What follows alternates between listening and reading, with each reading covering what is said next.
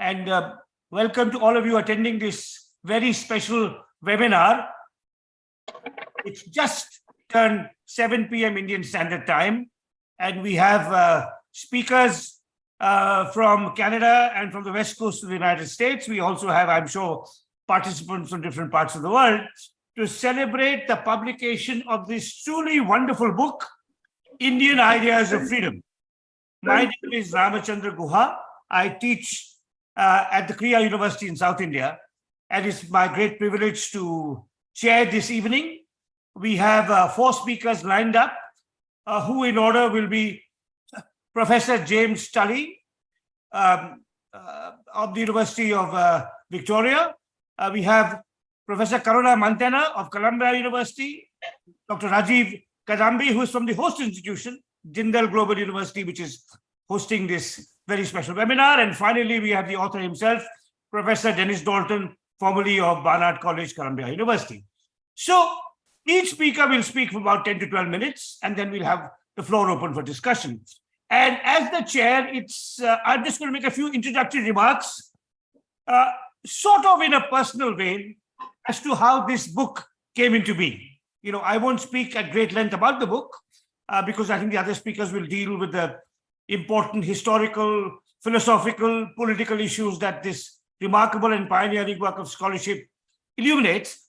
But let me tell you a little bit about how I came across Professor Dennis Dalton. This was 40 years ago. I was a student in Calcutta, a doctoral student in Calcutta, getting interested in Gandhi. And I came across an essay in a volume called India, Unity and Diversity, edited by Philip Mason, in which there were essays, I think, by Andre Bete, M.N. Srinivas, Hugh Tinker, many distinguished scholars of India. And Dennis Dalton had an essay which was called Gandhi on Caste and Caste after Gandhi. And it's a timeless essay which everyone interested in caste, in Ambedkar, in Gandhi, in caste, in reservation, in affirmative action, in injustice, in means to ameliorate injustice, should read. It's a timeless classic essay, and I was absolutely struck by that. Later on, I read other works by Professor Dalton, essays around Gandhi, and then in the early 90s, he published his landmark book on Gandhi's political thought, Gandhi, Nonviolence and Action, published by Columbia University Press, and which I consider to be one of the 3 or 4 best books ever written on Gandhi. And I've returned to that book over and over again. Now, it's a mark of my ignorance. It's a mark partly of the fact that I was trained in history and not in political science, but more a mark of my ignorance that I did not know that Professor Dalton's book on Gandhi was not his first book. I was having a conversation with a young friend whom I shall not mention, and I was telling him that, whose name I shall not mention, and I said, this book, this is how I got interested in Gandhi and caste, and that's a book every Ambedkarite and every Gandhian scholar should read, his essay on Gandhi and caste. And he said, by the way, do you know that there's another book by Dennis Dalton, and it's called The Indian Idea of Freedom? I said, what? I've never heard of it. And I went online, it was out of print. I was able to get a photocopy, courtesy another friend whose name I will mention. The friend who told me about Dalton's first book, I will not mention. The friend who got me a photocopy is actually a very accomplished scholar of Gandhi and Gandhiism. He's Dr. Venu Madhav Govindu of the Indian Institute of Science, co-author of an outstanding biography of J.C. Kumarappa. So Venu Govindu got me a photocopy of this book. I read it, riveted by its analysis of 4 pioneering Indian thinkers, Gandhi, Vivekananda, Aurobindo, and Tagore. It's a delicate delineation of the interplay between their understanding of inner freedom and outer freedom, what they drew from Western political thought, what they drew from indigenous traditions, what we can learn from them today. And I said, this book must be republished.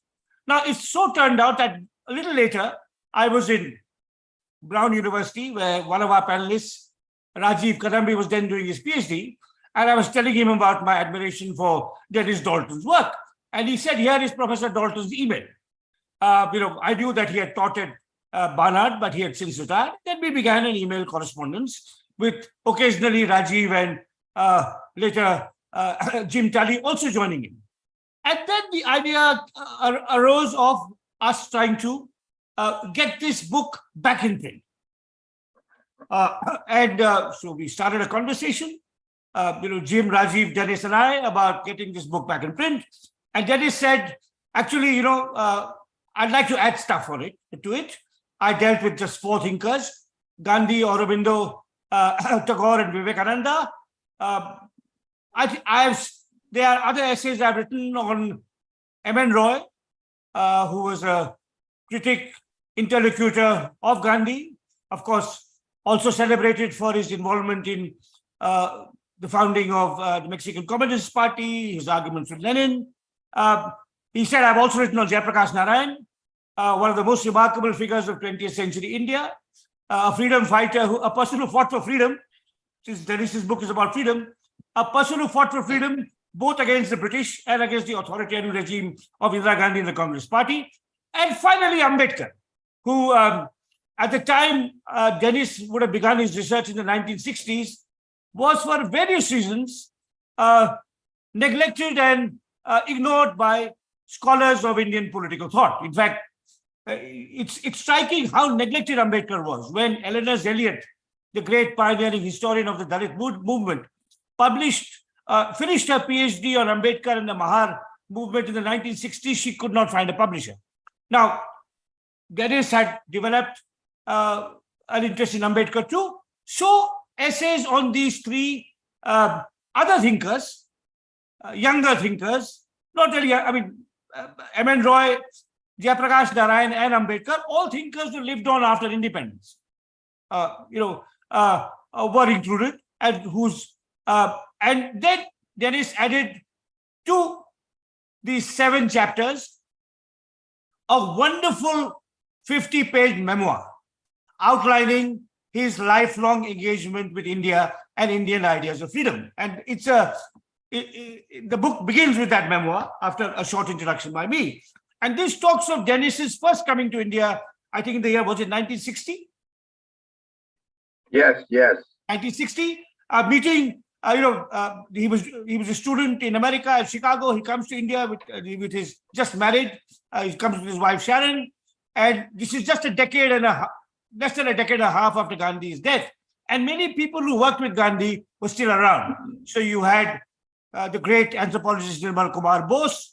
You had, of course, Pyarelal, Gandhi's last secretary, and his sister, Gandhi's doctor, Sushila Nair. You had associates of M.N. Roy, like Philip Spratt, Shiv Narayan Ray, B.M. Tarkunde. You had Jayaprakash in the flesh. Then, of course, deeply engaged in the early 60s with Panchayati Raj and Bhudan. That was Jayaprakash's non-political phase. And this memoir very beautifully describes the encounters that Dennis and Sharon had with these individuals, how they guided him, nurtured him, advised him, sometimes critiqued him. And it's a wonderful, really set piece. It's very moving, very sensitively written, very evocative of the times, and with very deft portraits, pen portraits of, among others, Miraben, Gandhi's English disciple, whom Dennis met in her retirement in Vienna, and a very unusual Polish Jew called Maurice Friedman, who worked both with Gandhi and with Ramana, and was then later associated with Ramana Maharishi. And then you have these 7 substantive chapters. And when I reflect on this extraordinary book, and before I ask Jim Tully to be our first speaker today, I'd just like to make a few general remarks. One is Dennis Dalton was a practitioner of interdisciplinary research before that term was coined. As I said, I'm a historian, which is why I've had a limited engagement with political thought. But on the other side, many political theorists have been, it's not true of our current panel, but it has been true of others in the past, magisterially indifferent to history. They analyze a text without really any understanding of how, why, under what circumstances it was written. Now, of course, there are exceptions to that. There's the Cambridge School of Political Theory in which Jim was trained. There are the Harvard scholars to whom Karuna owes some of her training and so on. But at least in the field of Indian studies, historians were not interested in ideas, and those interested in ideas were not interested in history. And I think that is the really, at least in the Indian context, and that's really the unique and even distinctive feature of Denis Dalton's work, that he brings history and political theory in conversation, and to some extent biography too, in his portraits of these thinkers and what they had to say and how they had to say it. The second, I think, very interesting aspect of Denis Dalton's career, which struck me as a biographer myself, is that he was shaped, or he is shaped, by three distinct political and cultural traditions. He speaks in his memoir about growing up in the early years of the civil rights struggle in the late 50s, and the kind of lynching of black young men and the response to that, both by Martin Luther King and his colleagues and also by white liberals like Denis himself. So there's, of course, America, which is his homeland. There's England, where he studied and where he did his doctoral research with writers I have myself admired greatly, Morris Jones and Hugh Tinker. And then, of course, there's his immersion in India, Indian culture, Indian thinkers, Indian activists, and so on. So there are these three traditions, very different national traditions, which kind of seamlessly, blend, from which he draws different things, different ideas, different tendencies, different warnings, one might say, but which are very seamlessly integrated in what he has to say.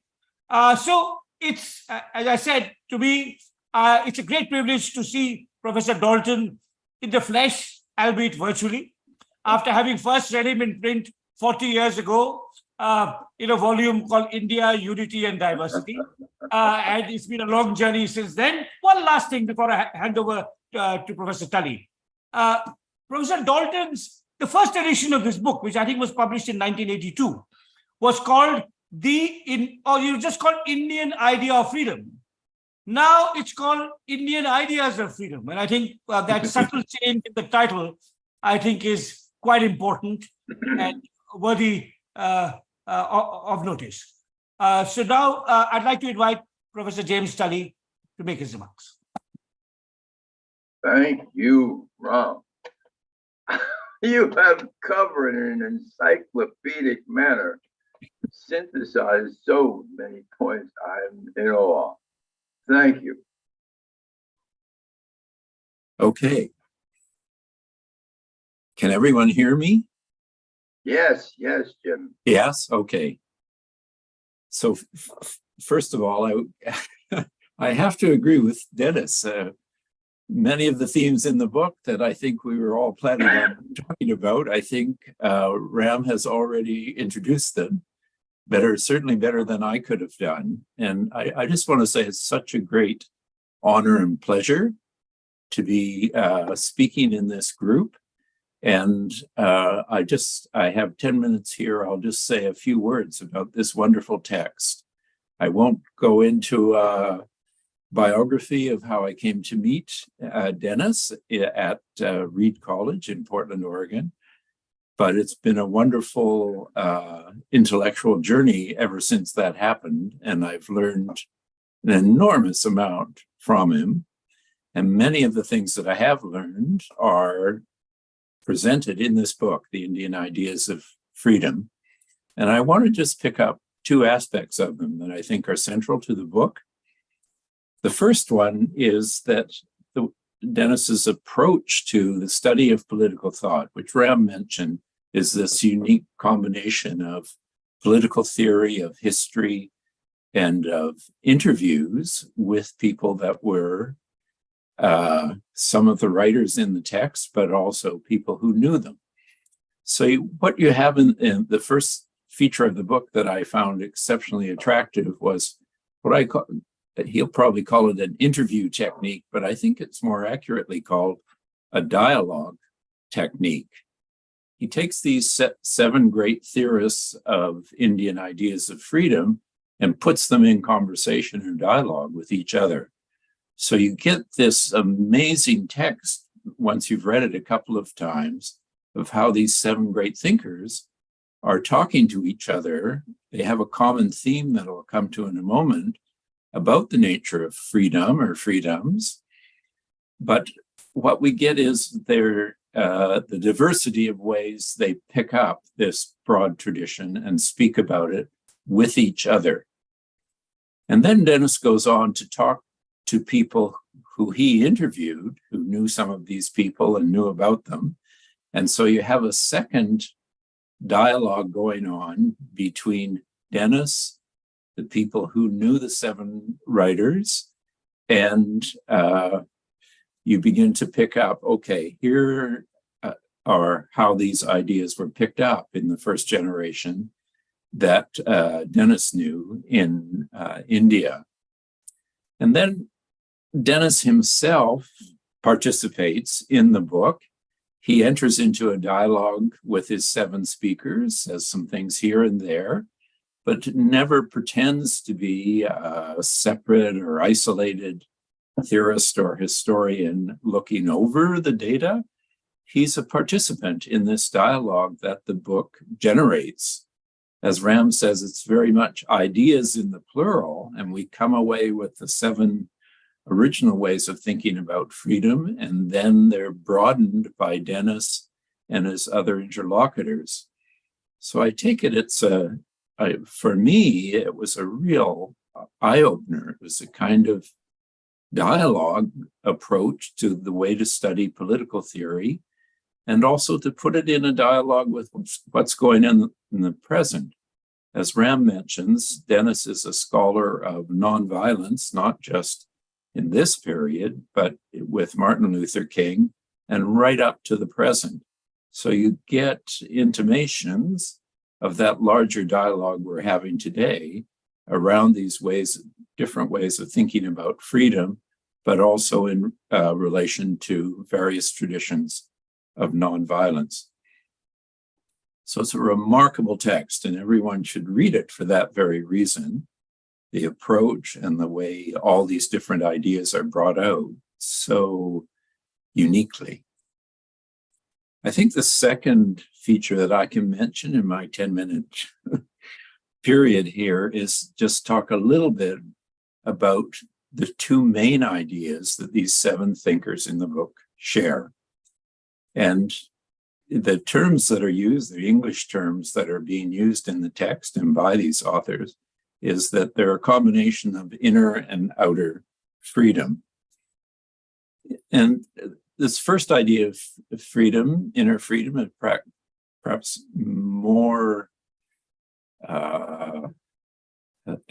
accessible, I guess, to an Indian audience than it would be to a North American audience that's trained in contemporary political theory, which you think about individual freedom as being freedom from any kind of interference where you then do as you please. But what's happening here in this Indian conception of freedom is inner freedom is the freedom an individual has to develop various capacities of the self to live a free life by various practices of the self. That's to say, it's the whole world of yoga and karma yogan, of becoming a person who exercises one's capabilities freely by practices with the self, on the self. And this is a really rich tradition that's not developed very well in the West, at least in contemporary political theory. There's a whole tradition of it in Greek political thought, of course, but nothing like the richness of this Indian tradition that our seven authors bring to us, and Dennis explicates. I think it's right to say, and here's a generalization that probably the scholars that come after me will disagree with, but I think we could say if somebody said, what is the relationship in the practice of the self with the self that is a practice of freedom? And I think the answer is the relationship is with oneself is ahimsa. It is a nonviolent relationship that you develop with your emotions, with your thoughts, with your mode of being in the world. And ahimsa in the double sense that it's non-harm with the self, but also, more importantly, you develop a compassionate relationship with the self. I know in 60s and 70s in North America, people began to talk this way because Thich Nhat Hanh, the engaged Buddhist, came to the West and began to talk about self-compassion as a very difficult practice, but a condition of being free, of being able to exercise all one's capacities freely and with intent. So there's a kind of analogy here with what's going on in these seven theorists about the practices of freedom with oneself and the tradition that Thich Nhat Hanh brought to North America and where I first came across it. Okay, so that's the inner freedom. And then inner freedom is internally related to what these authors call outer freedom. And outer freedom is characterized as both social harmony and unity and diversity. So outer freedom is the freedom you have in relationships with other human beings, with the living earth, and most importantly for these authors, with the spiritual dimension of life. So these are relationships that you cultivate. You have practices of the self and inner freedom, and then you enter into relationships with other human beings with this orientation of social harmony and respect for the diversity in which each individual person or culture relates to other persons and cultures, what's called unity and diversity. And this too is a set of practices of the self, but now in relations with others, in your ashram or your work relations or in politics or in all the social systems we live in. We're oriented to social harmony and the respect for unity and diversity. And these difficult practices are developed, and we have the capacity to enter into them and develop them well, freely, so to speak, because of the practices of the self in the first instance. So the third feature of these inner and outer freedoms is the relationship between them. And as you can see, they're interrelated in this following way that I just mentioned. And it's a means and relationship. I can become a good citizen of relationships with others and develop relationships of social harmony and unity and diversity if and only if I have the self-control and practices with myself that have been, in a sense, the basis or starting ground for talking about, for thinking of how to relate with others. So the two go together, and you could say reciprocally that if we're lucky enough to be born into, let us say, in grade school or perhaps in even earlier than that in kindergarten, where we're taught that relationships of social harmony and unity and diversity in the classroom, that helps to bring out the capacities for practices of the self. So these two types of freedom are internally related. They complement one another. And as a culture grows, the members of it co-generate relationships of practices of the self and relationships with others of social harmony and unity and diversity. There are all sorts of challenges that face these people, and they run through them, and they have a set of problems around decolonization and westernization and competing accounts of freedom that are much more oriented to independence from others and so on, and are much more related to cooperating in more competitive social systems that are oriented to comparative advantage and so on of various kinds. but they're trying to bring to the attention of their Indian audience and Western audiences and a whole different world of these two kinds of freedom and how they hang together. And as we see in chapters 4 and 5, which for me are just the centerpiece of this great book, where Aurobindo, I'm not sure I'm pronouncing that name correctly, where he makes the strongest case that this is actually a superior and successive way of thinking about freedom than what's given to them by modern, more individualistic and competitive accounts of freedom. And it's really a stunning center of gravity for the book of a whole that I recommend everyone should read. So thank you for allowing me to say that. Thank you. Thank you, Jim, for those very rich remarks. I should have said that among the features that really enrich this book is the most illuminating afterword by Professor James Tully. And that's, so of course, he's a very distinguished political philosopher who trained in Western political theory, who came to India and Gandhi through his landmark work on Richard Gregg and the edition of Gregg's Power of Nonviolence. So it's in a sense, it's very nice to have a perspective that is very different from that of someone like me or someone like Karuna or someone like Rajiv. Karuna, you go next. Yeah, thank you. Thank you, Ram. Thank you, Rajiv, of course, for organizing this event and for including me in this amazing conversation. It is an honor and a privilege for me to be in this company. Someone mentioned a company of giants, and this would count certainly. In the company of teachers, Ram, Guha, Jim Tully, Dennis Dalton, all of whose wisdom, intellectual and personal generosity, and continuing curiosity have been such an inspiration.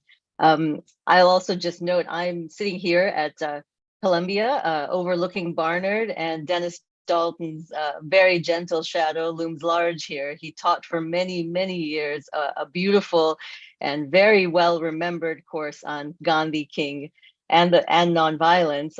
Thankfully, those are still, I think some version of those lectures are available. They're beautiful, they're profound. Dennis always was a kind of inherent link between, in his own person and through these lectures, between the Indian movement as well as the American civil rights movement. And I will list for him in another point the number of students I've met, friends of mine who took that course and have been shaped by it. So this is a true pleasure to come back to an earlier work, as Ram mentioned. So reading again and the expanded version of Ideas of Freedom, not only the new chapters on Ambedkar, Roy, and J.P. Narayan, but also, as Ram mentioned, especially to me, the moving memoir and acknowledgements of the kinds of personal and intellectual connections that shaped this book and Dennis's own intellectual journey with scholars and interlocutors already mentioned, N.K. Bose, Pyari Lal and Sushila Nair, Sibrian Roy, J.P. himself, Philip Spratt, etc., to these incredible scholars of India, A.L. Basham, Stephen Hay, to Leonard Gordon, also a nearby neighbor. And so to me, it was a profoundly moving and important act of what Dennis himself works on, what he calls preservation by reconstruction of key links in chains of intellectual and political lives that make up these generations that both in these different links actually connect directly to these original thinkers and extend that debate on Indian freedom from the late 19th century all the way to our early 21st century. So I found it profoundly moving and also to be in the presence of this continuing journey. Preservation by reconstruction is a term that Dalton takes from Aurobindo, is one of the common links that Dennis beautifully develops in this original reading of Vivekananda, Aurobindo, Gandhi, and Tagore, and then with the additional thinkers. There is, of course, so much to recommend in this book. It's, I think, a profoundly rewarding for students of Indian thought, as well as political theory more generally. And I'm just going to restate and pick up a part of the main thesis that Jim has already very beautifully and subtly evoked, which is, of course, I think the one key claim of the book is that there is a distinct school of political thought, ideas of freedom that was both at the same time individual and political. So this is the deep a core of an Indian idea of freedom, which is a deep, intense sense of inner freedom, the idea of the necessity of a cultivation of self, various terms for it: self-mastery, self-liberation, self-formation. And the key trajectory that Dalton traces from Vivekananda onwards is the pivot of how this notion of self-cultivation is tied to the transformation or connected to the transformation of society and politics as a whole. One point that I think is so deep and so important, and one that Dennis brings out in the conclusion, is that this is a very deep notion of a positive notion of freedom, but one that's very different from the account that Isaiah Berlin's famous distinction between negative and positive. For Berlin, as some of you might remember, the positive freedom is a dangerous freedom because its terrain is always expanding and unlimited. But what I think is important, of course, the Indian idea of freedom in its positive or expansive sense is always tied to a notion of limitation or self-limitation. So it is an act or a cultivation of freedom that in its cultivation, what it's cultivating is self-constraint or self-limitation or self-mastery.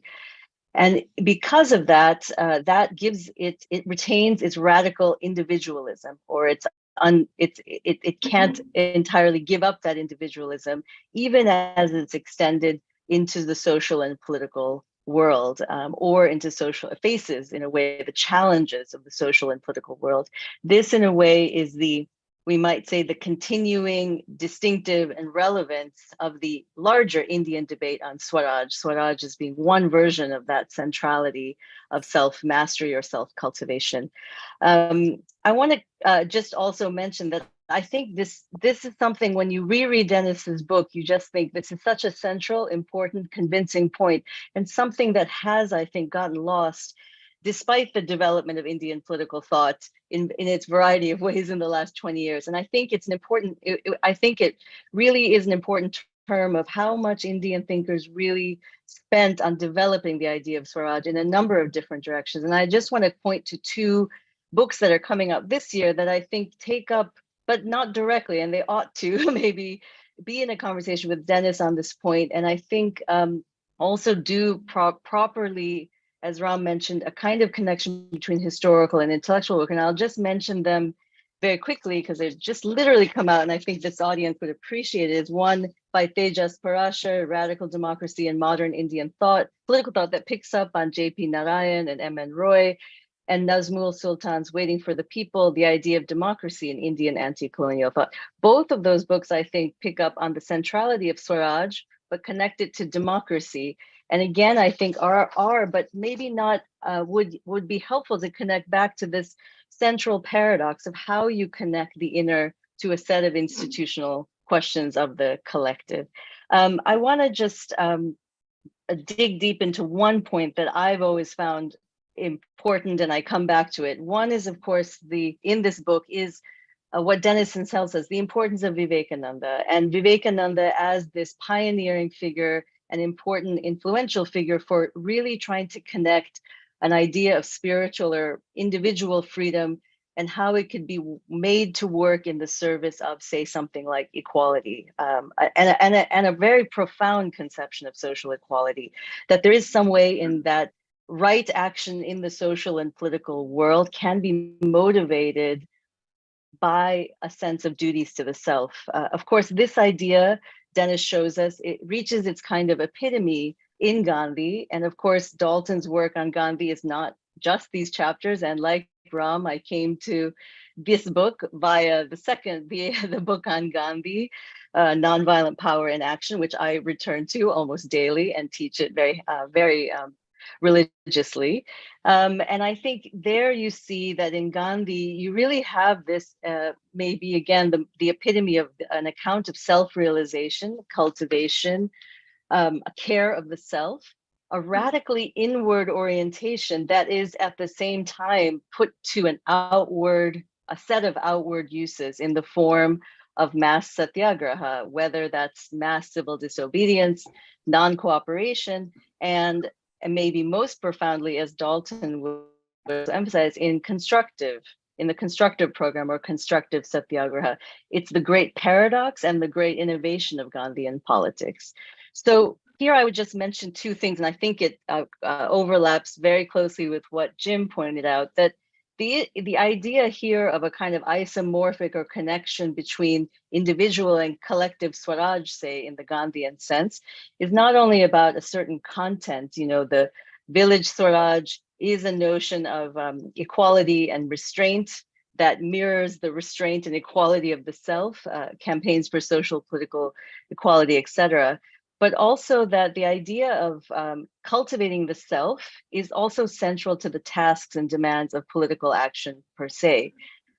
So the other idea that we see here repeated, I think, is the idea that spiritual freedom or inner freedom, a cultivation of inner freedom is what is needed for real, lasting, sustainable political action.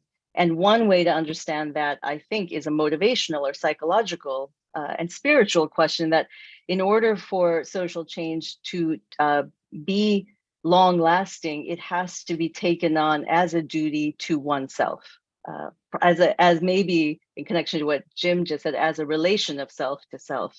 One of the great divides that we see in the literature on Gandhi, as well as the literature on inner freedom, the divide between what we might call radical ethical individualists of some kind versus a socialist or Marxist tradition interested in radical social change is a kind of debate about this priority. Does radical social change, say the reform or abolition of caste, require a prior reform of the self? Typically, socialists would argue for the priority of structural change through legislation or state action, and they might minimize the ethical question as one too much about perfecting personal tastes or habits. I think we see some version of this coming out in this very urgent question of climate ethics. But I would maybe come back, and I'll raise this as a last point and a question. Maybe it's important, the Indian tradition might be important here to also open up other traditions, say, for example, another one that shaped Gandhi, the Victorian radicals, who also were playing around with the connection between inner and outer freedom via radical ethical experimentation as a way to maybe overcome what is a false dichotomy between state action and moral awakening. And here I'll just sort of mention a quote. So this is partially a question also. How do, the Dalton book is really, I think, profound on how central this question is to the Indian tradition. And I think part of maybe the challenge and the interest would be how does he see this connecting to other traditions, both within and outside the West, or we might say some tradition like this that's in and outside, inside and outside the West. So Henry Salt, of course, in The Plea for Vegetarianism, and one of a profoundly influential text we know on Gandhi's intellectual journey, moral journey, would insist that this question between self-reform and social reform was not an either or question. This quote, which I like, is say reform and self-reform, not reform or self-reform. That is the true key to the solution of the social question. So changing laws that regulate wealth and work inequality were essential, but you had to at the same time cultivate practices of frugality and restraint. This is Salt's question of social equality and vegetarianism. We might say in Gandhi's case, in our case, laws banning untouchability and discrimination and allowing equality of access have to be tied also to the cultivation of practices of service, friendship, to overcome the temptations of privilege and domination. And here might be the last point, is the Gandhian question or insistence is really, and I think maybe picked up really profoundly from this Victorian tradition, is this cultivation of self has to also, one of the ways it becomes outer, the inner and outer come together, it has to be in embodied practice, practical experiments, that attesting and advancing new ideas via lived practice. So it's not just, and I think this is a kind of deep question about how we how we connect inner and outer through practice. So again, it's not just by legislation, but if legislation or the idea of a kind of radical reform has to take place by a change of habits and practices. And that's what the transformation of the health, transformation of the self is both the vehicle for it. So Khadi and village work are not just mirroring a kind of end, it's the means. It's the means for the cultivation of constraint and the transformation of habits. So I just want to end. This, of course, is a deep, every time I come to Dalton's work and in conjunction with the conversations with Jim Tully's, is really trying to think through this hard question of the place of ethical cultivation in political life as not an either or category, but one that's profoundly overlapping. And I think, and the question I want to ask, which is the challenge that Dennis Dalton's book always asks is this is one way I think he's asking us to rethink the relationship between satyagraha and its possible all opposite durgagraha. And there I wonder, so this is the last question, the two questions I would just end on is when we think of ethos, I always think the challenge is to think of ethos not just as intent, but actually alternative practice. And so that makes it more clear that it's not just that we have to do satyagraha with a different intent, we have to be imaginative about what that practice actually gets embodied into. And finally, as a connection to where are the other sources that we turn to. The Indian debate is distinctive. What could it learn from other older practices, say a Greek practice, or again, kind of these oppositional traditions within the West? And of course, Victorian radicalism is such an important theme for both, or influence. Thoreau, Tolstoy, the vegetarians, etc., are so important for the other thinker at the tail end of the first book, of course, Tagore. So I'll end on that and thank everyone again for this event, and Dennis for this wonderful book. Thank you, Karuna, for those fascinating remarks. I should have said while introducing you that you are in many ways carrying on the tradition of Dennis in Indian studies by integrating history and political theory, both in your earlier work on Henry Maine and liberal imperialism and your ongoing work on Gandhi, from which I have learned so much. And your reflections on the different meanings of Swaraj, change, you could say structural change from above, and personal change from below, and how that kind of the interplay of that both in the Indian tradition and in Dennis's work. Thank you very much for all those very rich and thoughtful reflections. So now our last speaker before we turn to Dennis is really the person who put this together, and without whom we would not have this conversation, Rajiv Kadambi of Jindal Global University. So over to you, Rajiv. Congratulations to Professor Dalton on this book and reigniting this conversation on freedom and Swaraj in Indian political thought. Thank you to Professors Guha, Tully, Mentena, and others in the audience, both faculty and students, as well as my colleagues in the center for sharing your time here. Now, this idea of freedom in modern India has to be seen in the backdrop of liberal political theory that enters India in the 18th and 19th century through its discourse of universalism, rationalism, rights, progress, and dignity. And it is, in fact, Professor Guha's book, Makers of Modern India, does study several more of such thinkers who shape and are shaped by this idea of modern India. The thinkers in Dennis's book seem to revive this meaning of freedom in Indian traditions and provide this alternative conceptualization through spiritual or inner freedom.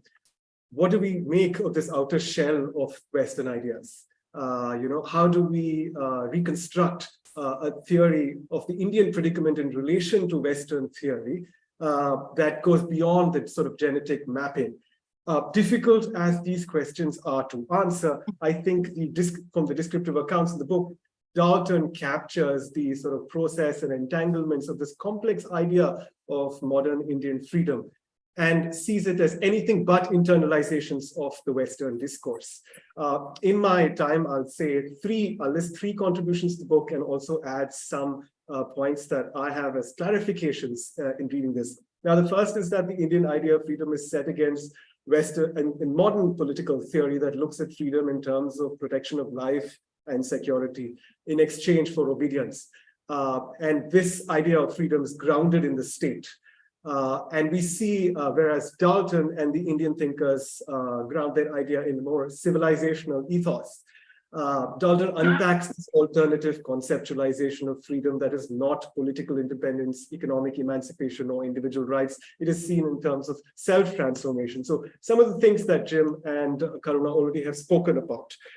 This book brings across this shared skepticism to change through overt structures of state, law, revolutions through masses, or change through collectives in some sense, like political parties and nationalism. It's a kind of a skepticism to anything which is temporary and instrumental. And in its place, it argues for a form of change which more about individual transformation, grounded, of course, in the ideas of nonviolent ethics as a way to convert the other, and so on. In some, I think Dennis's ideas are kind of, or it builds on Indian intellectual and cultural traditions, which form this bedrock of these ideas, and emphasizing notions of how to live a good life and so on. Now, the second point is that though this book is not just a manual of some kind of idealistic behavior, I think there is a conceptualization of the political and freedom here which comes out. All these thinkers, of course, share a certain anxiety about professional politicians, this class that has emerged by them. Yet none of them bear this sort of Augustinian cross about seeing politics as sinful. And I think Karuna's work here is kind of helpful to look at this alternative conception of politics and ethics in her work on Gandhi, for instance. The question that we have to ask here is, what do we do with these ideas of inner and outer freedom? Interesting to remember that Partha Chatterjee's ideas on nationalism were similarly drawn as a distinction between the inner and the outer domains, where the inner domain was sort of seen as a retreat from politics, the worldly and the material, as distinguished by the outer. I think Deslis would disagree, though, and I rely here on Arendt. And this kind of this peculiar diagnosis she has of the modern condition of politics being separate or being separated by freedom. And in her work, she specifically uses and builds on the kind of on Augustine to talk about this divorce between politics and freedom that happens.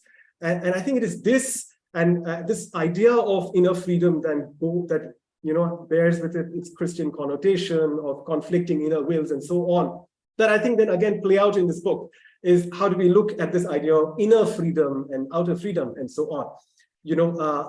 Obviously inner freedom, does it imply, one accesses mental phenomena in some ways, or like Berlin, for instance, who talked about inner freedom or internal freedom as some sort of a higher and lower selves sort of a thing. I think that the way I look at it is, I think this inner and outer are basically distortions. They are reactions to colonialism. These civilizational ethos are trapped. They don't go anywhere. They get expressed through these other means of inner and outer. So in other sense, that these thinkers are reviving a certain understanding of the political, which gets hollowed out through colonialism. And we know with Tagore's famous piece, Swadeshi Samaj, this conundrum of modern politics being yoked to the state. And what modern politics does in terms of cancelling out these ways of living and reconfiguring certain new ways of life. Gandhi's own understanding, we see of politics sort of, explained in terms of truth, moksha, social service, and so on, are basically ways of turning to a certain politics which is about the good and the noble. It is here that this unlimited freedom is seen as a kind of destructive of civilization, and Swaraj is seen as to preserve civilization. And I think the point is, I think this larger secularization of politics is what I'm bringing up, which comes out, the problem of the secularization of politics in some ways. And I think this is something that, Gandhi also is, for instance, in his exchange in Swaraj with the reader, he's critical of the reader who dismisses religion. He and that reader sees religion as superstition and so on, right? So I think turning to Arendt again, if freedom was seen in terms of the philosophic conception, in terms of the wills, one needs to look at that pre-philosophic, the political understanding of freedom, which is as seen in terms of like an activity between people, not something interior to the mind. And it is this conception of freedom that is important in terms of politics and integrating politics and action. To be free was to act in this world.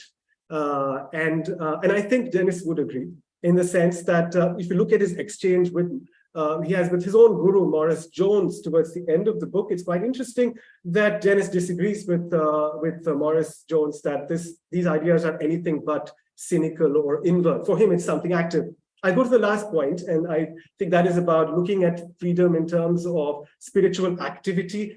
And here, I mean, the idea of spiritual is kind of used at multiple places, from a Hindu monk like Vivekananda to a rational radical humanist like Roy. They're all using this term. It's kind of a gathering of ideas, the spiritual, but certain sort of features drop away. So how does one look at this conception of the spiritual? For Gandhi, the spiritual would be using conceptual resources and culture, for instance. For Ambedkar, it was redoing this. The idea of the spiritual itself is fraught in the history of thought, going through its transformation. For instance, Marx is looking at spiritual in terms of a rebraiding of the political and the social. Foucault looks at spirituality in contrast to philosophy, where spirituality is more, constitutive of the savoir-faire versus, connaissance. I think I'll just sort of summarize to say that I think it's Tully's work which helped me see freedom as an activity here. And I think if you look at his work, which engages Wittgenstein's language games, you see that language is something which is a relationship formed by those who are using it. It's a language is not bound by rules. It is part of an activity or a form of life. And in Tully, he develops this idea of the game to talk about freedom in relation to a game, and extends it to its agonistic nature, and then works through it to citizen participation. I'll stop short of that to say that it is this applied component, the nature of freedom as activity, that I want to use. I'll just end by saying that I think Dennis's book reintegrates freedom in the heart of political domain. The idea of self-transformation can be seen here as part of life activity. So themes like, Swatantra, Mukti, Moksha, and all have to be seen as part of Indian cultural resources in order to live a good life. So the Arendtian fear of Augustine, where you can be a slave and yet be free. I think that, the Indians would dispel it, because to be free meant you could act irrespective of subjecthood and hierarchies. And it is this return to this kind of rejoining a certain understanding of politics and freedom, where politics is about the social and cultural experiences, and freedom is about acting in it, that I think comes out very well in this book. So thanks so much.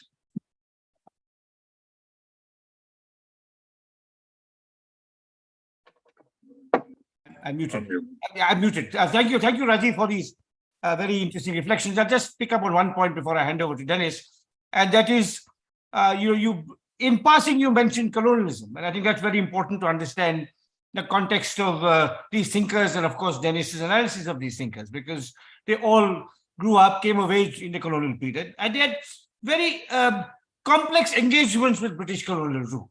I think they can't be reduced to simply opposition or a simply adversarial response. I mean, it's a much more kind of multi-layered, multifaceted. And you also mentioned Parthu Chatterjee, and I think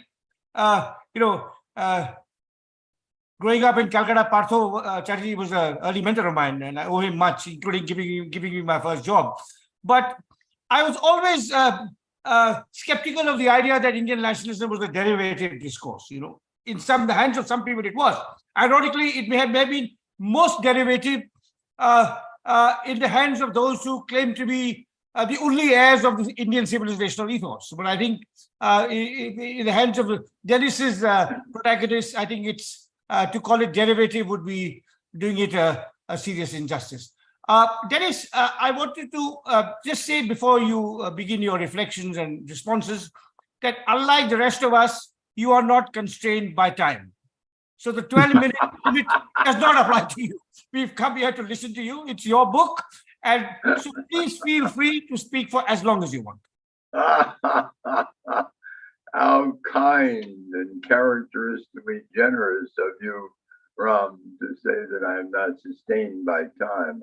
I am easily the oldest person here, and I, at age 85, I feel that time is always at my back and warning me that not many years to go. You are blessed by youth, and I'm including you too, Jim, because of your youthful mind and dialogue. There's a cornucopia of ideas set forth before me now, and I am so struck by a sense of privilege that my book should have generated this degree of dialogue. I wonder, in looking at Gandhi, what we might take up that I haven't said enough of in the book. And beginning with Ram, I want to stress the idea of friendship and the way in which, from the very beginning of my experience in India, friendship has mattered. Not only the friendship that became love with the person who's sitting next to me now, Sharon Dalton. We've been married for 62 years, and here she is. And without her management of this whole affair, this couldn't have come off from my side, at least. The friends that I made in India, it's a bittersweet reflection. That is, the ones that I made in the 20s, Jawaharlal Sushil Nair, Nirmal Kumar Bose, Sriram Mehrotra, a great historian of the Congress. These have all passed many years ago.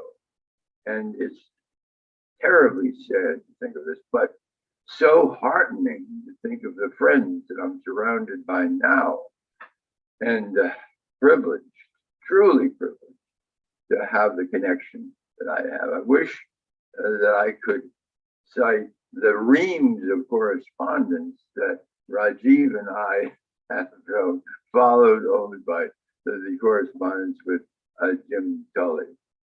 Jim has spoken about dialogue, and dialogue goes along with friendship, because friendship are nourished by true dialogue and constant correspondence that I've shared. I'm immensely indebted to you for this. It's extraordinary how over the years this has sustained me and been my lifeblood in terms of my connection with this culture of India. And so I start by saying once again, thank you and thank you again. This could not have been possible without the friendships that I've made and shared. Ram did not mention his own son, and I haven't met him yet, but I want Ram to extend my thanks to him and to include him in my circle of friends, because he started out this whole initiative by pointing out to you the value of my book. Thank you to him as well. Dialogue. Jim, I owe to you, the master of dialogue, a way of thinking and reasoning and interacting with people that is invaluable. You have taught me enormously about the worth of exchange of ideas. And the way you've repeated in your comments, dialogue, that is immense meaning to me. Thank you for this. Now, dialogue is one of Gandhi's gifts. I'm often asked, of the 100 volumes that I've read of Gandhi, what is the essence of what he's saying? And I reply, it's so much correspondence and exchange. Jawaharlal told me once that he wrote Gandhi habitually 25 letters to friends before noon, and he got at 4 o'clock. This is Gandhi. He is a person who is not given, as he says, to long academic treatises, but to solidifying, formulating the relationships that he had with people all around the world. This is missed a lot when we study Gandhi, but it's there. And so dialogue is at the heart. Jim, I'm struck too by what you've written about care of self and the way in which dialogue occurs within the self among people. And that's what Gandhi taught us. That is how he was constantly, as you well know, in dialogue with himself. And it's not accidental that Hind Swaraj is a dialogue. And he is constantly in this period of white heat when he's writing this Hind Swaraj treatise. He's constantly thinking back and forth about the dialogue that he had just earlier, that summer of 1909, and the richness of that dialogue. Gandhi attributes this to his own inner search, but it's also in the style of Socrates. And not nearly enough has been written about Gandhi's relationship to the Greek tradition, and specifically to Socrates and Socrates' spirit of dialogue. And that was part of it. But frankly, the dialogue that I'm impressed with most after having surveyed all of this, the dialogue, of course, between Vivekananda and Ramakrishna, the dialogue that Aurobindo has after that dialogue, but the dialogue that Ambedkar conducts within himself, that's momentous and moving and powerful, and we haven't stressed that enough. The difference between what he wrote in his Annihilation of Caste in 1936, in which he inveighs against Gandhi as a person, as an idea, and the difference between that and his Buddha and his Dharma in 1956. That is the result of an intense dialogue that Ambedkar is having, to his immense credit, within himself. And the change that occurs, the utter inner transformation represented in the comparison between those two books, Annihilation of Caste and Buddha and his Dharma, is truly phenomenal. I know of no Western thinker who went through such an inner dialogue. Now, Gandhi's dialogues, the most moving parts, I think, of Gandhi's life that I've found are his dialogues with Western thinkers. Now, these Western thinkers begin with Thoreau and with Tolstoy. And I think it needs to be emphasized when we talk about anti-colonialism. The anti-colonialism that he was picking up on and confirming his own anti-colonialism was the anti-colonialism of Thoreau and Tolstoy. And it was an anti-colonialism born of within their own Western traditions. Think of what Thoreau gave Gandhi at this point. He gave him a thinker who confirmed his own criticism of the West. It was a momentous, cataclysmic dialogue that we must always, I think, commemorate. And then Tolstoy, of course, the direct correspondence that he had with Tolstoy. All of this is representative of what Jim has said in the connection with Foucault, care of self. This is the way Gandhi cared for himself. He cared for himself through exchanges and dialogue. So when we speak of anti-colonialism, let us not miss this point that Gandhi was drawing on anti-colonialists within the actual tradition. I myself came to Indian thought in a circuitous manner when I was an undergraduate, even younger than when Ram happened on my book. It was a book called The Orient in Western Transcendentalism by A.O. Christie. And Christie points out in that how the Orient affected Gandhi, had affected not Gandhi, he doesn't mention Gandhi, but Thoreau and Emerson, and of course Bronson Alcott and others. And I came to that realization that the most severe anti-colonialists were Western transcendentalists.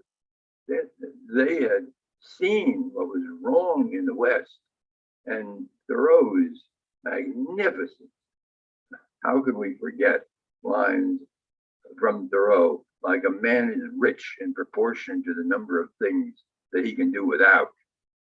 And then a line that I always gave to my class and it cracked them up: beware all enterprises that require new clothes. Thoreau, I think, nailed it perfectly in terms of what Western culture had bred.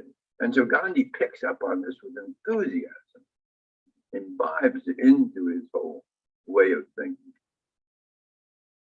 I speak now with genuine difficulty because I'm witnessing two wars that are happening right now,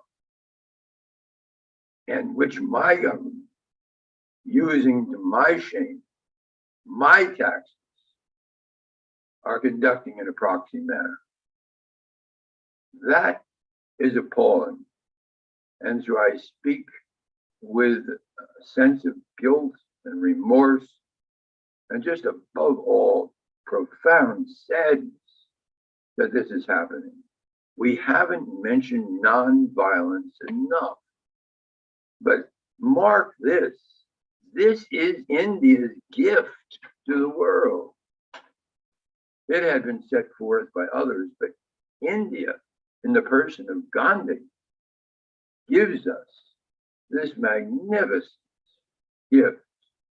How can we ever repay him for what he gave? That is the highest tribute that we can pay. And the way in which he spoke it was so profound.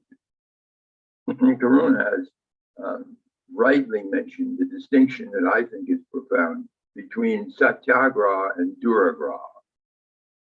And the way in which Gandhi takes that distinction and develops it in the context of a number of different situations, whether during his first, he used it first during his first non-cooperation movement in 1917, 18, 19, and 20. And then he used it again during the communal massacres. And he said that we will not be able to free ourselves, truly free ourselves, of the enmity and the hatred that is now occurring at this moment in Israel and Gaza. We will not be able to free ourselves unless we go through a self-transformation. And that's true satyagraha. It's not merely duragraha, which is a selfish aim to achieve a prejudiced goal, and thus not means ends. What is it? It's a way of thinking, Gandhi says, that is free of anger, free of malice. Just imagine if we could stop the clock right now in the midst of the bombing of Gaza. Stop it and free ourselves of anger and malice and hatred in the way that Gandhi wanted. What a tribute it would be to him. I think there's so much more to say, and Ram, you've given me far too much license to say it, and you'll understand the passion with which I'm bringing to this, because I cannot speak this morning from Portland, Oregon, without my mind fixed on Gaza and what's happening there. It's impossible for me to do this. And without the nonviolence that as a pacifist I've been committed to over the years, without the nonviolence that Gandhi inspired and gave me, I wouldn't have this possession. I wouldn't cling to nonviolence as much as I do. And that's what the Indian tradition means to me. It's a singular tradition. It is so unique in terms of the way in which Gandhi not only set it forth in theory, but practiced it. When we reflect on the difference, for example, between Gandhi and Thoreau, yes, Thoreau set forth the idea of civil disobedience, but he was talking more in terms of duragraha than satyagraha. And above all, Thoreau was not able to form a movement. He never undertook anything like that. So the difference between Thoreau's anti-colonialism and Gandhi's anti-colonialism is vast. That is, no one would have heard of Gandhi if he had been assassinated in 1908 by that Pathan who attacked him. It would have been inconceivable. But Gandhi formed a movement, first in South Africa and then in India. He practiced what he preached. And there is very, very little light, if any, between Professor Jim Tully's theory of integral nonviolence and my own theory of nonviolence, because Jim has pointed again and again to the idea of practicing what one preaches in the form of dialogue and journey and the way in which we must put into our actions what we speak. Finally, I just want to say to each one of you who has been involved in organizing this whole event, it's a moment of my life, a moment of truth that I will never, ever forget. Here I am at this age. I am just unbelievably, overwhelmingly indebted to what you've done for me today. The book is one thing, but the connections, the friendships, the way in which you've given so much more to me than I could ever possibly give to you. That's what is so meaningful and overwhelming. Let us somehow carry this spirit forth, if we can. A spirit that is so inveterately, profoundly Indian in the way that it carries itself. Thank you for this. It's the light of my life. Yes. Thank you, Dennis. Thank you. You know, Karuna refers to a phrase you use, borrowed from Aurobindo, which is preservation by reconstruction. Yes. And you're thanking us for our friendship, but what we are doing is paying a much, modestly trying to pay back a much greater debt. And what I suppose the four of us are trying to do in our different ways is the preservation of Dennis Dalton's work and legacy by reconstruction. So if I was to look in our own different ways, if I was to look at the five of us, we are five generations. You know, Jim is closest to you in age. I come next, and then there's Karuna, and finally there's Rajiv. You first came to India in 1960, and I wish Rajiv a long life. And in 2060, he will still be writing about Gandhi and Indian ideas of freedom. So what you've given us is a intellectual orientation trajectory. I won't use the term tradition, the word tradition, intellectual orientation or trajectory, a repertoire of ideas and concepts and reflections that we are all in our different ways trying to take forward. So it's really, maybe not preservation by reconstruction, but hopefully enhancement by reconstruction, or enrichment. Thank you, Ram. Maybe that's what we're all trying to do. Now, there's some really interesting questions from the audience, and I don't know how much time we have, but I'll read out a few of them, and then, we can see how many we can answer. The first question is really a question of political theory and, Indian versus Western, and it's something on which I'd like Jim and Karuna also to engage apart from Dennis. Maybe I'll ask Jim to come first. And the question is from Shonak, and it is, what are the lessons that could be applied to the modern Westphalian state from Gandhi's philosophy of Swaraj? So Jim, would you like to tackle that question? I'll repeat it. What are the lessons that could be applied to the modern Westphalian state from Gandhi's philosophy of Swaraj? I think I'll pass that one along. It's Okay. not- I was just going to ask Jim to address that because he has an objectivity. Okay. One teacher has passed it along. Karuna, you're not emeritus anymore, so you're on the spot.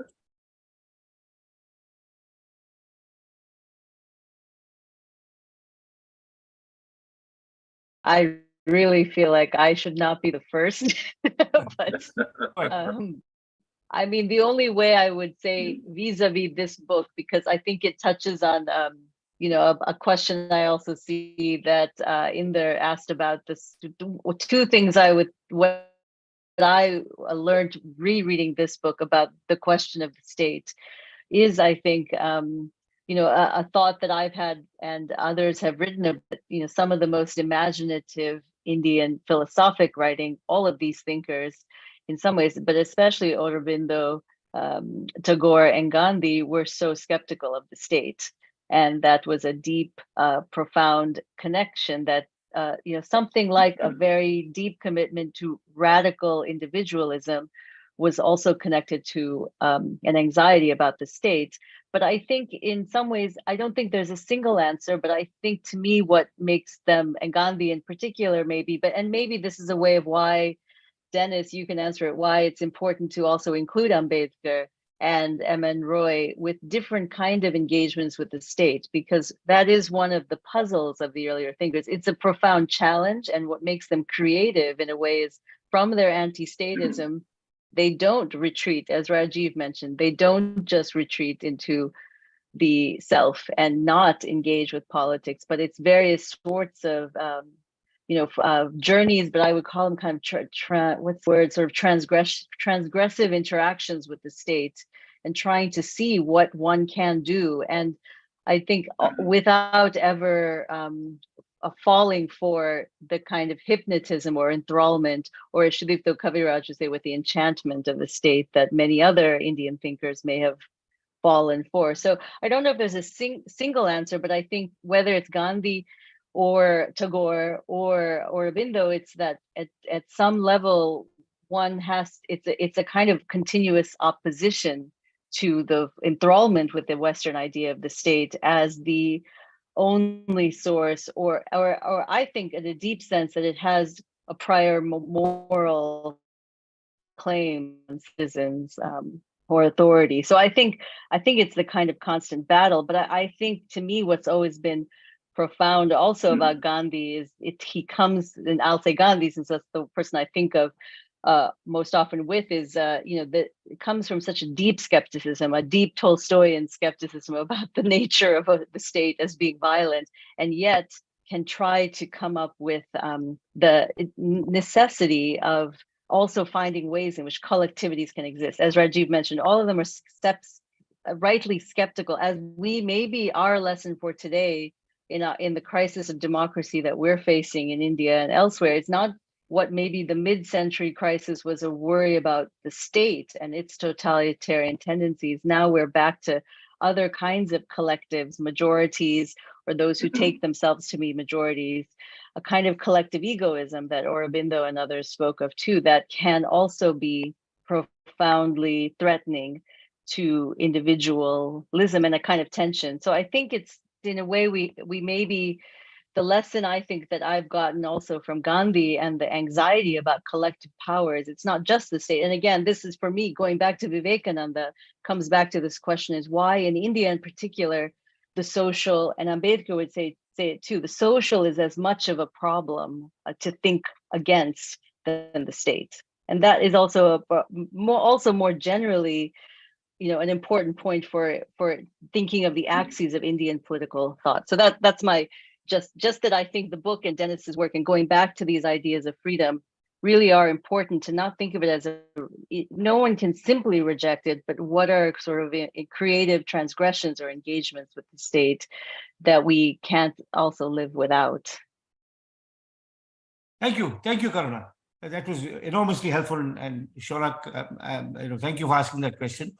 There is one question mentions Thoreau, so I'd like you to, you know, respond to that, especially in the light of those wonderful aphorisms you mentioned, including Thoreau's skepticism of new clothes, for example. Right now, this question is: how can we, in today's contemporary time of capitalism and technology, I would add consumerism, with Asvika's permission, how can we, in today's contemporary time of capitalism, consumerism, and technology, inculcate the practice of looking within oneself as Thoreau postulates, which is a philosophy that Gandhi himself later adopted. So how can we, in these times of technology, capitalism, and consumerism, inculcate the practice of looking within oneself? Well, I came to Thoreau before I came to Gandhi because he was my hero in my early teens. And I would go to Walden Pond later on with Sharon. We would go up there to mark our anniversary each year because I felt so close to Thoreau. I quoted Thoreau's maxims to an extent, but you'll recall that he begins his essay on civil disobedience, written in 1848, same time as Marx's essay on Marx and Engels, writing on Communist Manifesto. He begins, some say that that state is best to which governs least. I say state is best which governs not at all. And of course, as Karuna has mentioned with her usual incisiveness and eloquence, I think that strikes at the heart of Thoreau's indictment of the state, and he carries that all the way through the essay. At the very end of the essay, he says, well, perhaps we can imagine a state in which the values of freedom and equality espoused will materialize, but that's only in the distant imagination, and so he doesn't hold for it. The main thrust, as you'll recall from the essay, all of you I'm sure, the state is half-witted and it knows not how to enrich one's moral sense, but only how to inflict force, physical force on one. Now, these are ideas that Gandhi picked up and developed. And as I was saying in response to Rajiv's powerful comment about anti-colonialism, these are ideas that fit into Gandhi's own thought. Gandhi is very careful, though, when he talks about Thoreau and Tolstoy, to say that these ideas confirm what he had already come to believe very early on. And Stephen Hay has done an excellent work on, which influenced me, on the power of these early ideas in the Gujarati tradition. After all, Gandhi came up with the contrast between Duragrah and Satyagraha from the Gujarati tradition and not another. So he is grounded in his own Indian tradition. But when he comes across Emerson and Thoreau and Tolstoy, he does pick up on this idea of state, and it speaks to him powerfully. It's a way of thinking about society. And this is, again, I keep coming back to Professor Tully because his ideas keep echoing in my mind as I'm talking.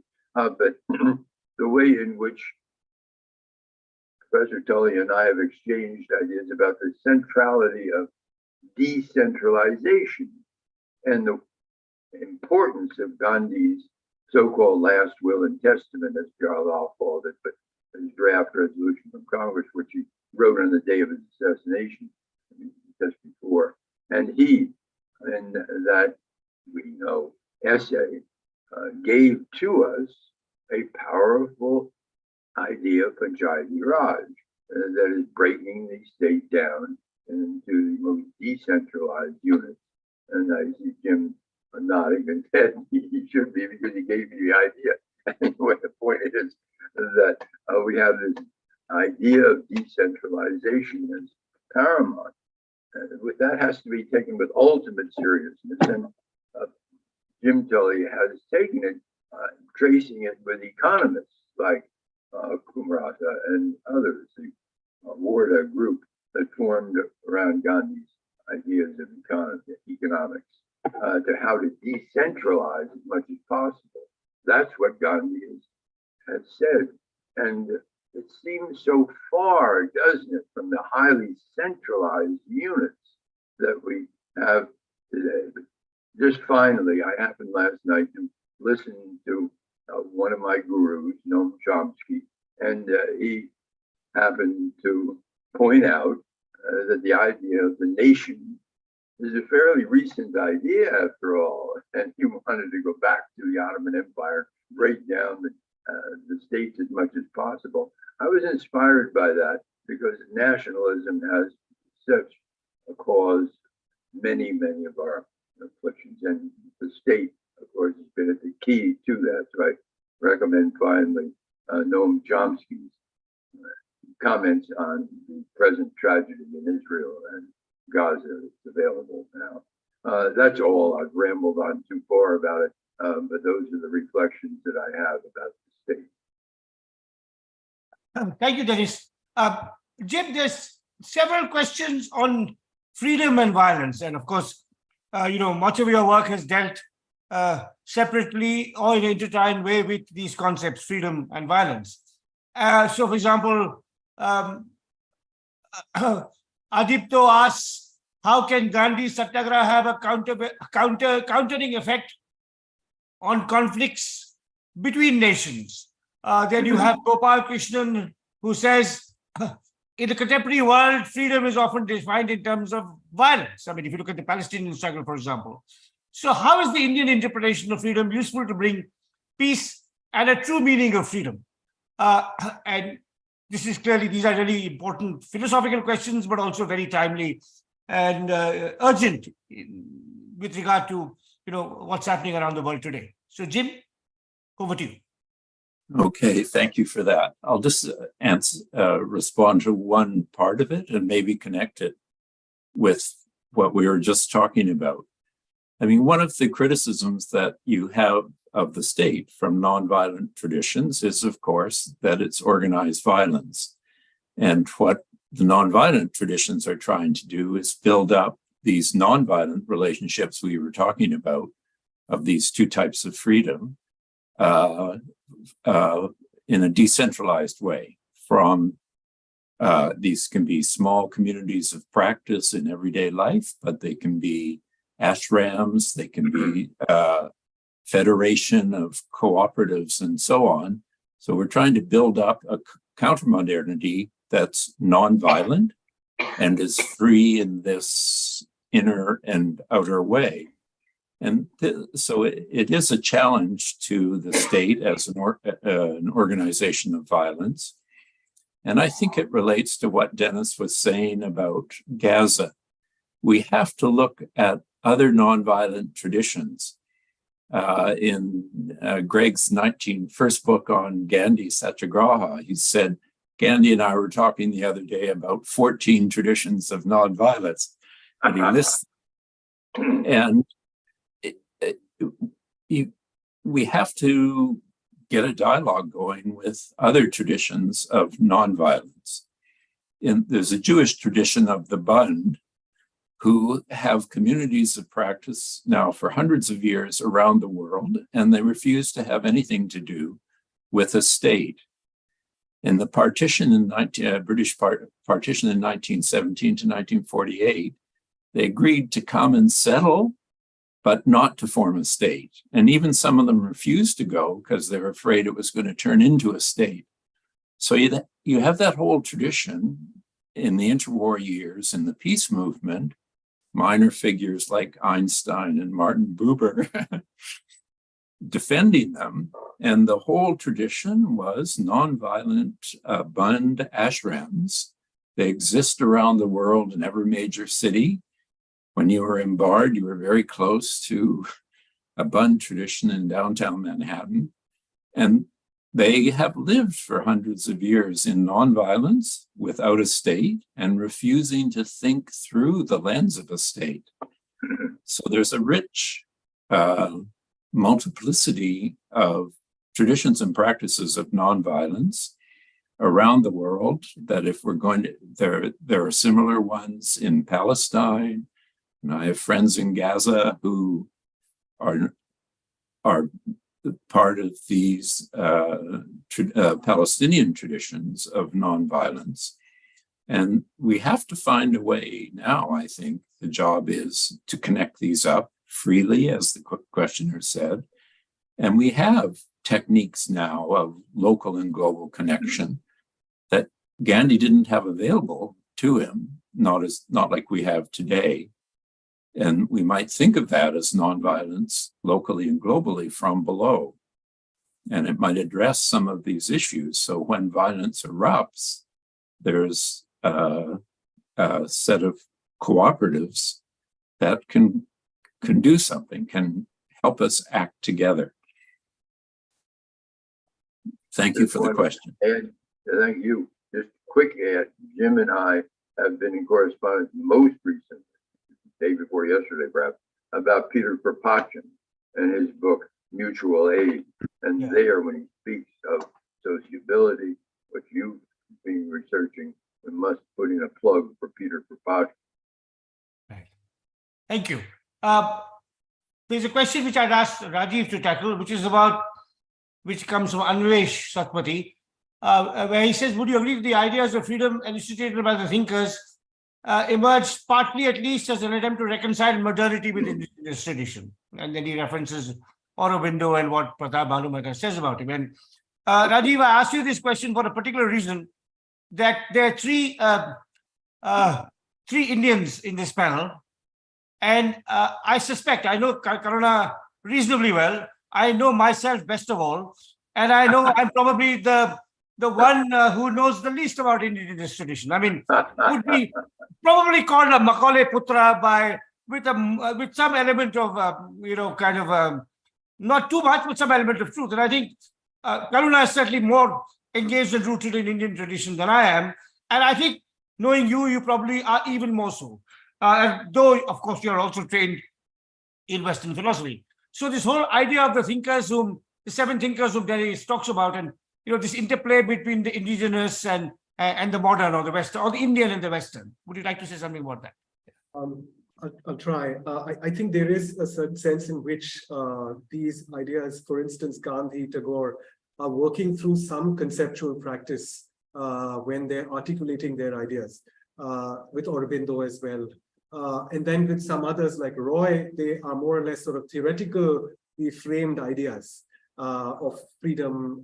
So that's where I also said the fact that the sort of the word salad around the term spiritual that happens, that everyone is using the term spiritual, but people mean different things in different ways. So I think for me, there's definitely the complexity of the idea that modern idea of freedom has in the background of these conceptions. And yet, as all authors, including Kaviraj in his piece on freedom, have said, they are providing alternative conceptualizations to this account and challenging it in ways. So it's hard to say that modernity plays no role, because these re-articulations and revisions are happening at this particular time. At the same time, though, I think for instance, Swaraj seems to have a resonance deeper in culture, science, and in literature and many other fields. So it's clear that some conceptualizations here, which have been argued, are working through cultural resources through which these articulations are happening.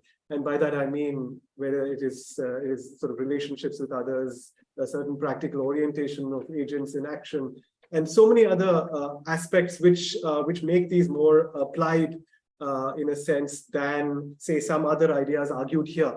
Yet, if you have to take an overall clearing, which Dennis has done, there is something that comes up here in this, and that's why there is a sort of a common here which comes up. They're all they're skeptical about the state. They're skeptical about they want individual moral change and so on. Yet, if you break it down, there are these complexities.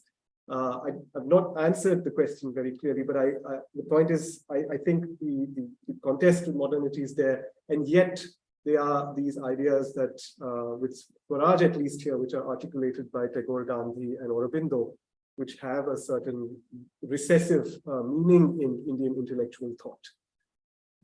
Thank you, Rajiv. Karuna, there's a question which I think you're well equipped to answer, which is from Anish Paranjipe. And that's about the spatial aspect. When you talk about internal and external freedom, the individual and the collective. And the questioner says, does the notion of public and private spaces enable us to engage with this? Would you like to take that on?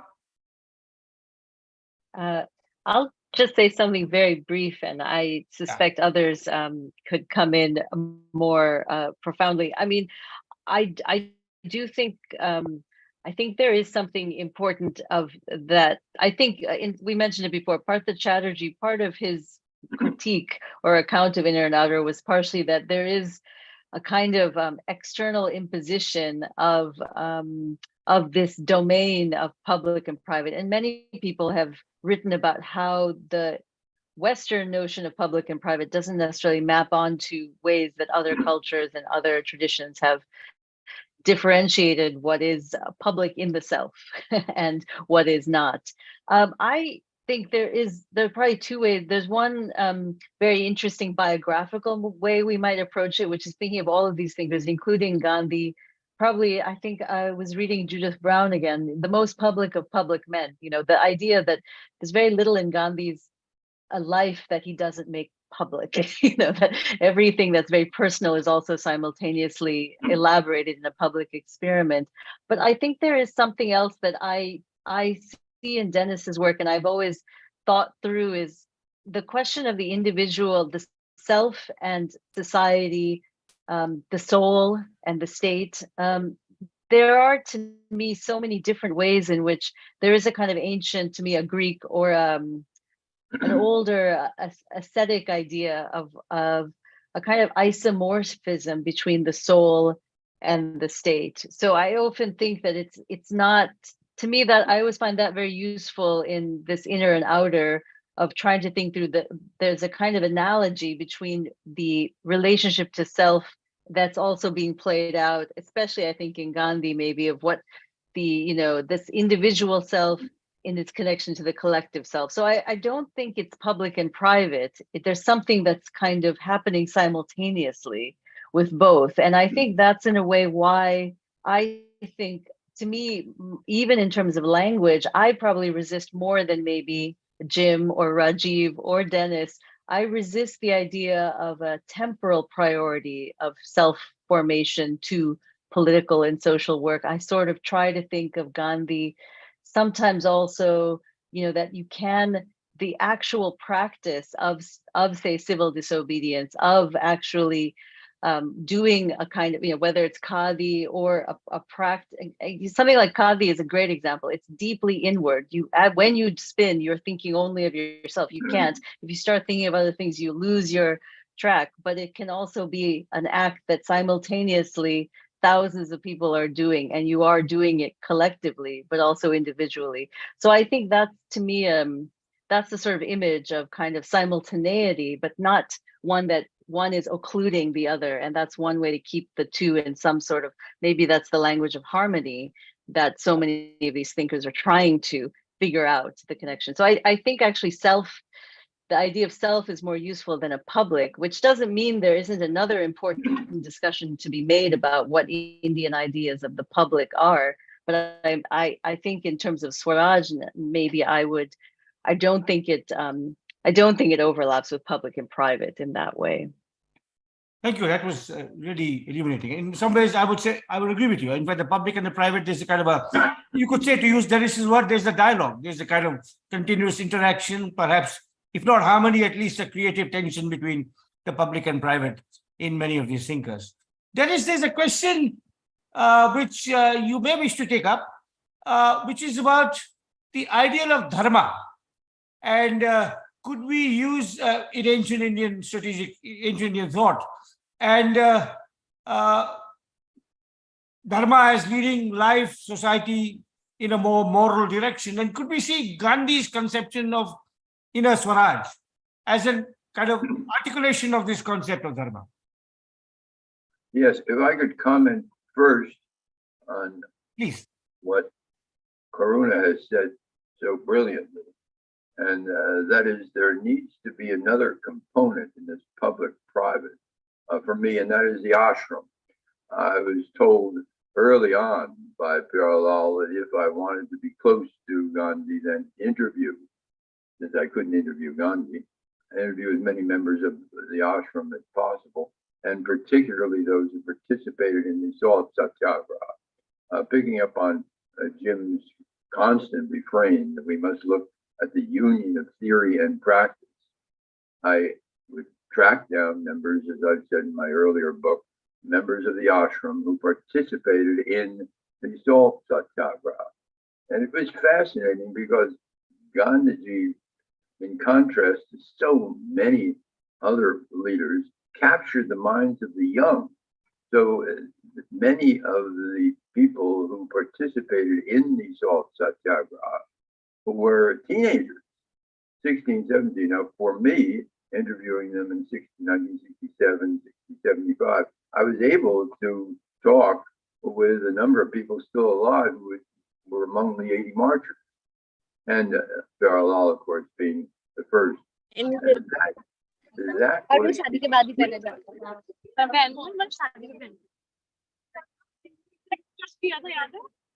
Hello, please mute yourself. right. Please mute yourself. Somebody's asking a question urgently in the Go background. ahead, I think. go ahead. I think just, Yeah.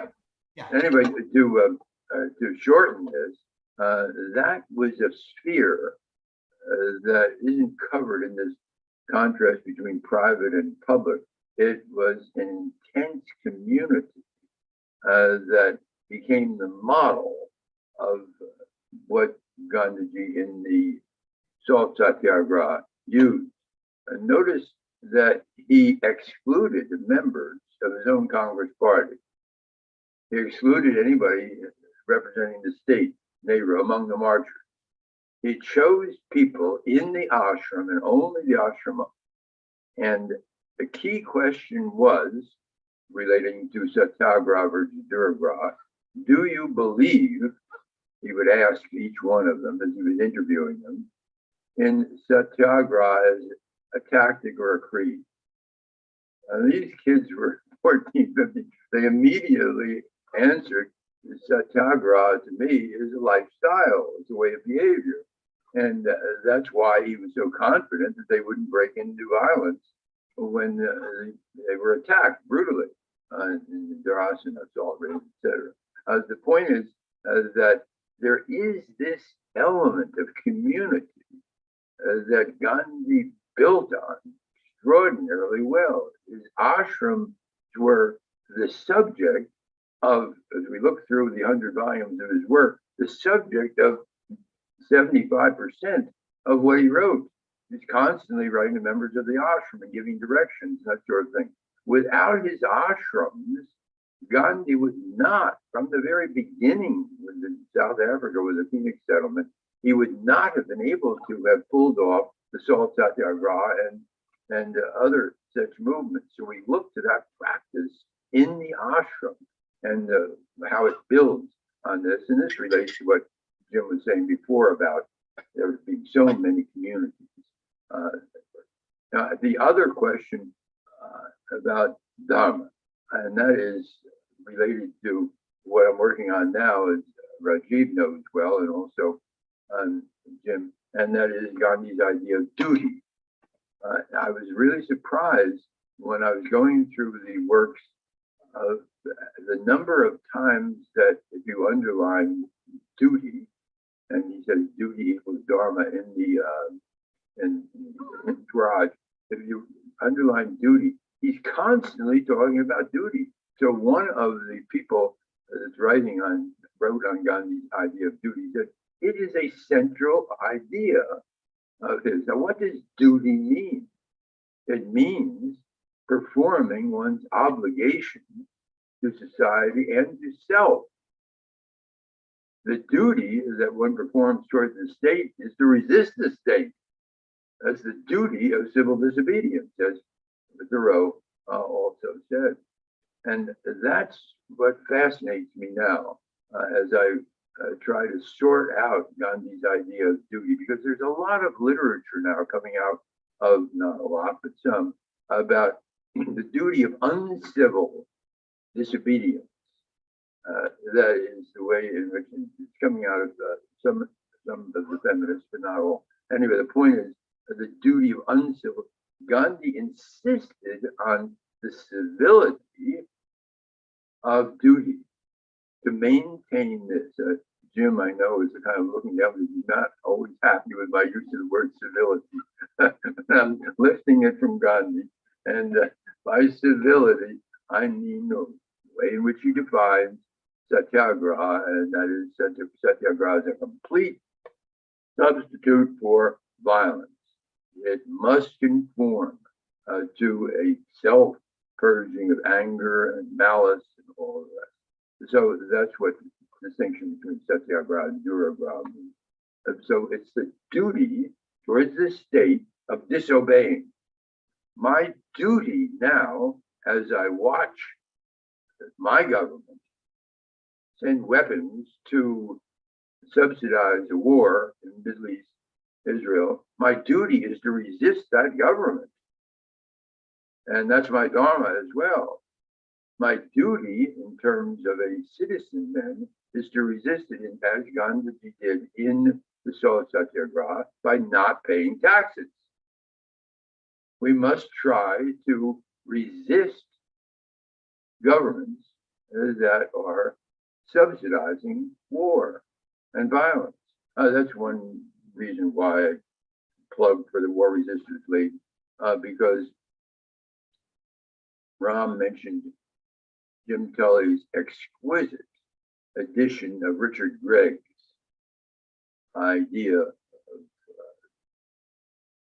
satyagraha. No one was closer to Gandhi among the Westerners than Richard Gregg. There is very, very little difference between what Richard Gregg was saying of substance and what Gandhi was saying. Extraordinary, this friendship. We could go on and on about that, but I won't. So when we look at duty and the way in which Dharma works, we look to these connections that are made. And so read Jim Tully's introduction to Richard Gregg's The Power of Nonviolence that influenced Martin Luther King so profoundly. Gregg had it. He was closer than any Westerner, even Charles Andrews, to what Gandhi was thinking. What does all this mean? It means that the idea of Dharma, so often associated with as an Indian concept, is a broad concept. Political obligation, social obligation, and finally it's obligation to oneself, the duty that one has to care for oneself, and in the Foucauldian sense. Thank you for that opportunity to talk. Thank you. There are other questions. Sadly, we are out of time. My thanks to the audience. By my calculations, 90% of those joined have stayed right till the end, which must be a record for Zoom meetings, at least those I've attended. It's been an incredibly stimulating hour and 3/4. I don't really have any concluding remarks. I mean, just listening to all of you, I'm also relatively old. I could ramble on. I was thinking, for example, when this whole conversation between the inner and the outer, the public and the private, and Jim mentioned the ashram and Dennis took it up. And I was thinking of my first biographical subject, Verrier Elvin, who spent some time in the Sabarmati ashram, was a Gandhian for several years, wrote a very interesting tract called Christ and Satyagraha, why a good Christian would be a Satyagrahi. And also said, for example, on this whole private, personal and public distinction, he said Gandhi in some ways was combining Ramakrishna and Vivekananda. So there's the inner, there's the spiritual, there's the reflective, there's some, not really the mystical, but there's also the social reformer, the person of action trying to abolish caste.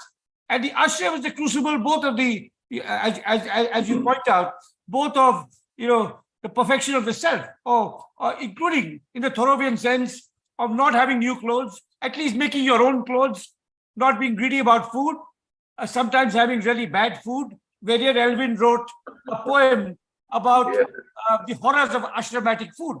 But that's the kind of celibacy, which is, of course, a very interesting and controversial aspect of Gandhi's personal practice, which you talk about in your introduction, based on your conversations with Nirmal Bose and his book, My Days with Gandhi, which remains the best first-hand account of Brahmacharya. Then, of course, the outer Gandhi. So, the ashram is also where he got his satyagrahis from. I mean, Nehru and Bose and so on were not his satyagrahis. So, it's been an incredibly interesting conversation. Thank you all for being here. Thank you, the audience. I want to say, just in conclusion, that when I talked about the 5 panelists as representing 5 generations, starting with Dennis, the eldest, and then coming via Jim and myself through Karuna and right down to Rajiv. Actually, there's the 6th, who are the young students who have been here and who have posed some of the most interesting questions and who have gone away, of course, like me and like Jim, like Karuna, like Rajiv, absolutely enthralled and stimulated by what we have heard. And here again is the cover of this great book, Indian Ideas of Freedom. Please, if you've not already had a copy, get it, speak about it. I'm sure all our emails are in the public domain. So or if you can't, mine is, if you want Professor Dalton's, perhaps Rajiv can help you get it. Karuna certainly would be, and so would Jim's. So thank you all for being here. Thank you, Karuna, Jim, Rajiv, and above all, Dennis. And it's really nice that Sharon is also here. So good night, everyone. And thank you again. Thank you, sir.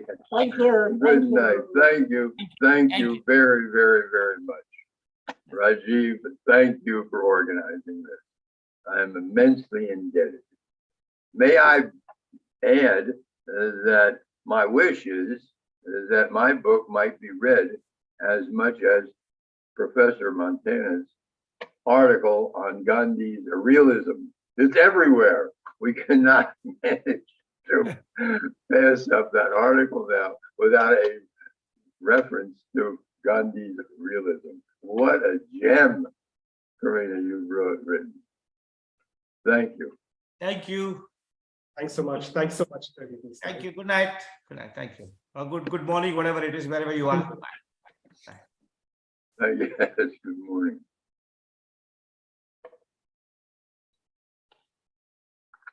Did you ever read those notes? No. Honey, it went